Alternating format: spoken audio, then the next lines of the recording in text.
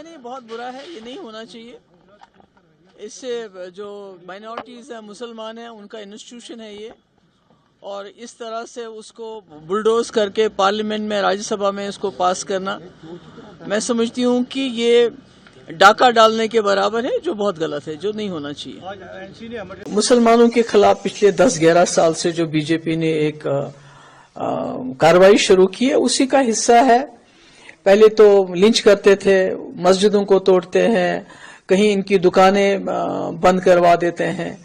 تو اب یہ وقف بورڈ کی جو بل لا کے جو ہماری پراپرٹیز ہیں تو اس پہ قبضہ کرنا چاہتے ہیں, جو ہمارے قبرستان ہیں, ہماری زمینیں ہیں جو لوگوں نے وقف کی ہے اللہ تعالیٰ کی راہ میں. تو یہ مجھے لگتا ہے یہ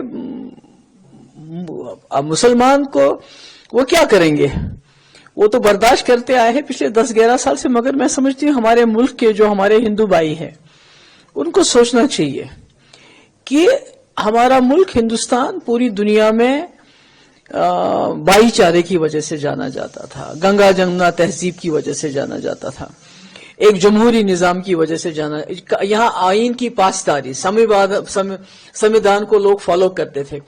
آج سارا کچرے میں پھینکا جا رہا ہے.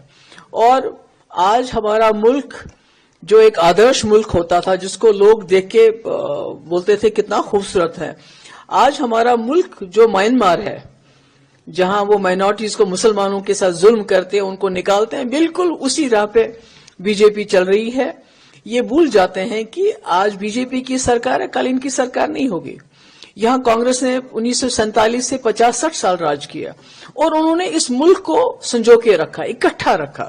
یہاں کی جو ہندوؤں کی آبادی ہے اس ملک کی, انہوں نے اس ملک کو اکٹھا رکھا مسلمانوں کے ساتھ مل کے. آج یہ جب چلے جائیں گے تو ملک برباد ہو گیا ہوگا. جس طرح ضیاء الحق نے پاکستان میں ایک ہنستے بستے ملک کو تباہی کے دہانے پہ لا کے کھڑا ہے, ابھی بھی پاکستان سنبھل نہیں رہا ہے. تو اس وقت جو بی جے پی سرکار کر رہی ہے وہ بالکل ایسا ہی کر رہی ہے, مسلمانوں کا حق مار رہی ہے, مسلمانوں کے اوپر ظلم کر رہی ہے, مسلمانوں کو ڈس ایمپاور کر رہی ہے. اس کا نتیجہ جو ہے آنے والے وقت میں پورے ملک کو بھگتنا پڑے گا, کیونکہ ایک مسلمان اور ہندو یہ ایک دوسرے کی کڑی ہیں, یہ ایک دوسرے کو اکٹھا رکھتے ہیں, اس ملک کو ہندوستان بناتے ہیں.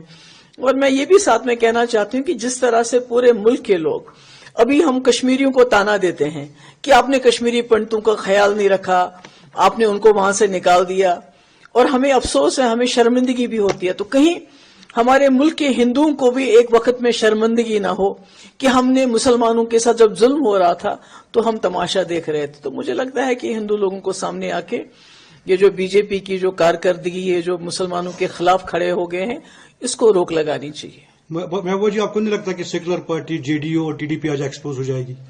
نہیں, وہ تو دیکھیے نا, جب تک بی جے پی سی بی آئی کا, این آئی اے کا, جو گورنمنٹ کی ایجنسیز ہیں ان کا غلط استعمال کرے گی, ای ڈی کا غلط استعمال کرے گی, تب تک یہ جتنی بھی جماعتیں ہیں, چاہے وہ چندر بابو نائیڈو ہو, چاہے نتیش کمار ہو, چاہے کوئی بھی جماعت ہو, جن کو آپ نے دیکھا کہ جو پارٹیاں ان کی بات نہیں مانتی ان پارٹیوں کو نے توڑ دیا. جیسے ادے ٹھاکرے کی پارٹی کو توڑ دیا, کرناٹکا میں پہلے ایک بار توڑ دیا, مدھیہ پردیش میں کیا کیا, راجستھان میں پہلے کیا کیا. تو یہ تو ایک ڈر انہوں نے بٹھا کے رکھا ہے پالیٹیشنز کے دل میں کہ اگر آپ ہماری بات نہیں مانو گے تو ہم آپ کو ایجنسیز کے ذریعے جیل میں ڈال دیں گے. مجھے لگتا ہے اس کا بھی کوئی نہ کوئی رول ہے, پر اس کے باوجود نتیش کمار سے امید نہیں تھی, چندر بابو نائیڈو سے یہ امید نہیں تھی. ہم سوچتے تھے کہ وہ سیکولر ہے اور لوگوں کے, اس ملک کے لیے, مسلمانوں کے لیے نہیں بلکہ جموں کشمیر کی بات نہیں میں کر رہی ہوں, میں پورے ملک کے, ہندوستان کے سیکولرزم کے لیے وہ لوگ کھڑے رہیں گے, پر بدقسمتی سے ایسا نہیں ہوا. اگر آپ یہ ویڈیو YouTube پر دیکھ رہے ہیں تو ہمارے چینل کو سبسکرائب کر بیل آئیکن دبائیں, اور فیس بک پر دیکھ رہے ہیں